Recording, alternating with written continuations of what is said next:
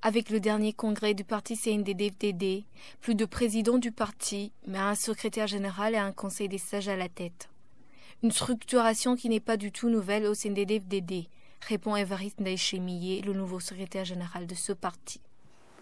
À la période de la JAB, il était président du CNDD-FDD, mais il y avait un secrétaire général, Manassé.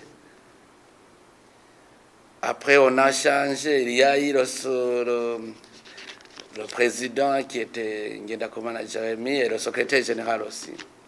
Un conseil des sages dominé par les anciens combattants, parce qu'ils connaissent et comprennent mieux la situation du pays, selon le général-major Ndayishimiye.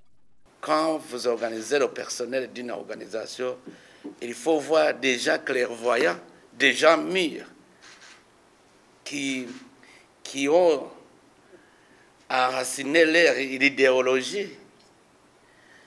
Donc, quand il s'agit de choisir, il faut choisir des gens qui sont rodés, qui puissent voir là où on va.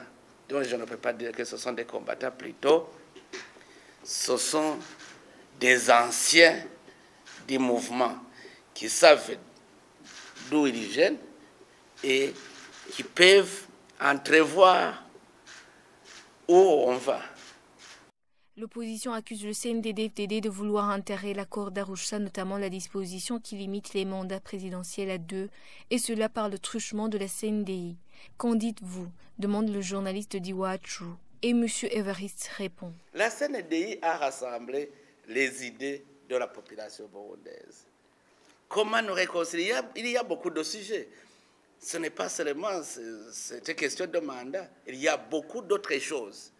Mais quand vous êtes content avec ce sujet, il n'y a pas de problème. Mais quand vous n'êtes pas content avec celui qui a dit ce que vous ne voulez pas, c'est là où il y a un problème. Mais il faut accepter que les hommes ne passent pas de la même manière. Chacun a ses idées. Alors l'essentiel est de mettre ensemble ces idées et voir ce qui est juste et bon pour aller de l'avant au Burundi. Si je reste aux fonctions du gouvernement, je risque de mourir pauvre alors que je peux travailler pour moi-même.